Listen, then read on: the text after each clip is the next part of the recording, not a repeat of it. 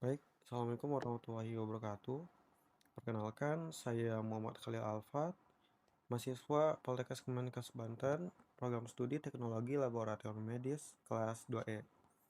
Pada kesempatan kali ini, untuk memenuhi ujian tengah semester mata kuliah Toksikologi Klinik, saya akan merangkum dan memaparkan inti pembelajaran dari pertemuan pertama hingga pertemuan ketujuh.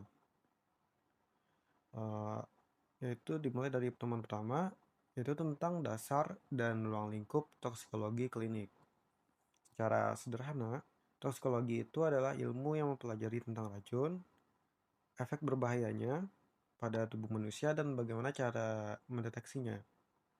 Dalam konteks klinik, itu fokus utamanya itu melakukan pemeriksaan laboratorium untuk membantu dokter mendiagnosis pasien yang keracunan atau mengalami overdosis sehingga mereka bisa mendapatkan terapi yang tepat. Dan pada pertemuan ini kita juga mempelajari undang-undang, yaitu undang-undang narkotika dan psikotropika. Dan pemahaman hukum ini sangat krusial karena di laboratorium klinik itu kita akan sering berhadapan dengan sampel pasien yang berkaitan dengan kasus penyalahgunaan obat terlarang. Dan kita harus tahu penggolongannya untuk keamanan dan legalitas penanganan sampelnya. Lanjut ke pertemuan kedua, yaitu membahas tentang mekanisme keracunan. Itu terdapat dua konsep utama, yaitu toksikokinetika dan toksikodinamika. Dan pada toksikokinetika ini, itu membahas tentang apa yang dilakukan tubuh terhadap racun. Yang pertama itu ada absorpsi, yaitu bagaimana racun masuk ke tubuh dan bisa melewati pencernaan, pernapasan, atau juga bisa melalui kulit. Dan yang kedua itu ada distribusi, yaitu bagaimana racun diedarkan oleh aliran darah ke seluruh organ tubuh. Lalu masuk yang ketiga yaitu metabolisme, metabolisme atau biotransformasi. Itu adalah proses di hati yang mana racun tersebut diubah struktur kimianya dengan tujuan agar racun lebih larut air dan mudah dibuang. Tapi kadang proses ini malah membuat racun tersebut menjadi lebih beracun atau lebih toksik. Lalu yang ketiga ada ekskresi, yaitu proses pembuangan sisa racun yang biasanya melalui urin yang diedarkan melalui saluran ginjal. Dan yang kedua itu ada toksikodinamika, yaitu adalah apa yang dilakukan racun terhadap tubuh, apa yang dilakukan racun terhadap tubuh manusia. Itu adalah interaksi racun dengan reseptor di sel tubuh yang akhirnya memunculkan gejala klinis, yaitu seperti racun tersebut menghambat enzim pernapasan sehingga pasien datang dengan gejala seperti sesak nafas atau kejang-kejang. Lalu masuk materi selanjutnya yaitu pertemuan ketiga, yaitu kita belajar bahwa kalau hasil laboratorium yang valid itu selalu dimulai dari sampel yang benar. Dalam toksikologi, sampel yang paling umum itu ada darah, urin, atau belasan lambung. Dan yang paling sering dipakai itu adalah urin karena non-invasif. Jumlahnya banyak, terus untuk deteksi racun dalamnya lebih lama dibandingkan darah. Dan ada faktor-faktor yang mempengaruhi hasil pemeriksaan, yaitu dari waktu pengambilan sampel, yaitu harus pas saat racun itu masih ada dalam tubuh. Terus yang kedua itu ada wadah yang digunakan, lalu ada suhu penyimpanan, lalu yang terakhir itu ada teknik preparasi. Itu adalah penyiapan sampel tersebut. Kalau tekniknya salah, berarti analit atau racun yang mau kita periksa itu bisa rusak sebelum sempat dilakukan pemeriksaan, sempat dilakukan tes. Lalu selanjutnya di pertemuan keempat itu kita membahas skill dasar yang wajib dimiliki seorang ATLM, yaitu membuat reagen dan mereaksikan sampel. Dalam mendeteksi racun itu kita membutuhkan reaksi kimia yang spesifik, yang itu kita dituntut untuk ketelitian yang tinggi saat menimbang bahan kimia, melarutkan dan mencampurkannya.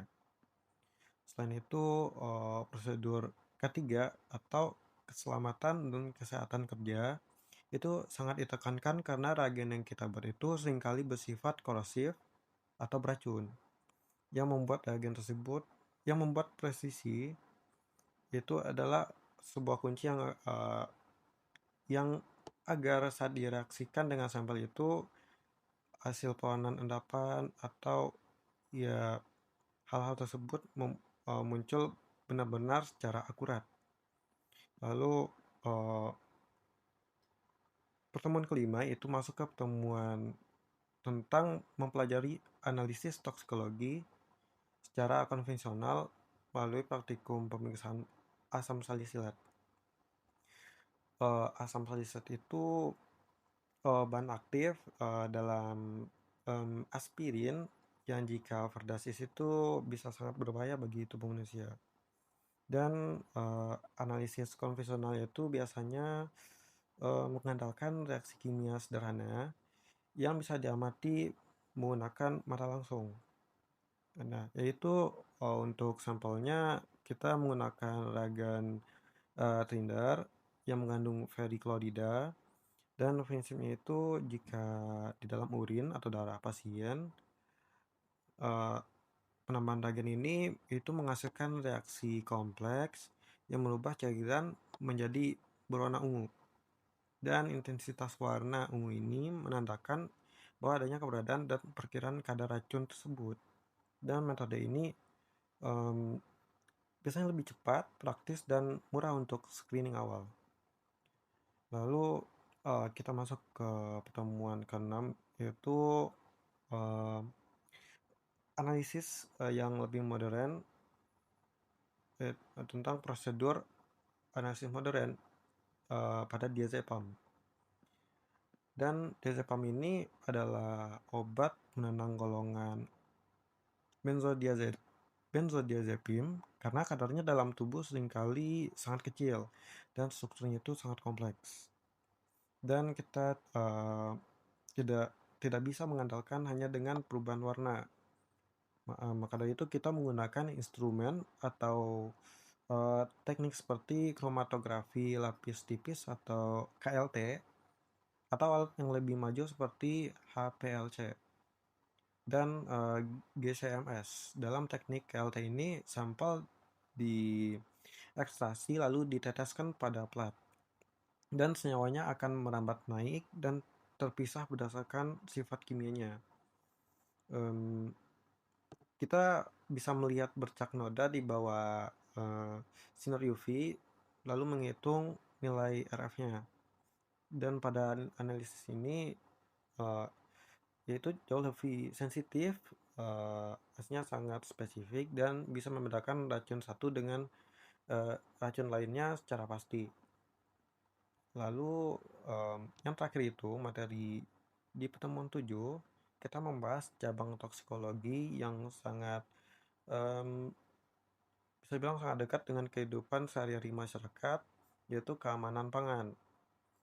Dan fungsinya itu untuk mendeteksi bahan tambahan pangan berbahaya seperti boraks dan formalin yang sering disalahgunakan sebagai pengawet. Untuk mendeteksi boraks ini, metode yang umum dan mudahnya itu menggunakan kertas kurkumin. Jika sampel makanannya itu mengandung boraks, kertasnya itu yang awalnya berwarna kuning akan berubah warna menjadi warna merah kecoklatan. Dan sedangkan untuk uji formalin itu kita bisa mereaksikannya dengan reagen spesifik seperti asam kromatopat atau reagen Schiff, dan jika hasilnya positif akan menghasilkan warna ungu kemerahan. uji ini bisa dibilang sangat penting untuk mencegah kerusakan organ masyarakat apabila penumpukan racun dalam jangka waktu panjang. Dan untuk kesimpulannya itu dari pertemuan pertama sampai pertemuan ketujuh itu kita em, diberikan gambaran utuh kepada kita mulai dari pemahaman dasar tentang pergerakan racun dalam tubuh, cara pengambilan sampel yang benar, terus keterampilan mendeteksi racun tersebut, baik menggunakan metode konvensional di tabung reaksi, teknik instrumen modern, ataupun ya analisis keamanan pangan harian. Dan kompetensi ini krusial bagi seorang ATLM, seorang teknologi laboratorium medis. Baik, sekian rangkuman materi dari saya. Terima kasih banyak atas perhatiannya dan mohon maaf apabila ada kesalahan. Wassalamualaikum warahmatullahi wabarakatuh.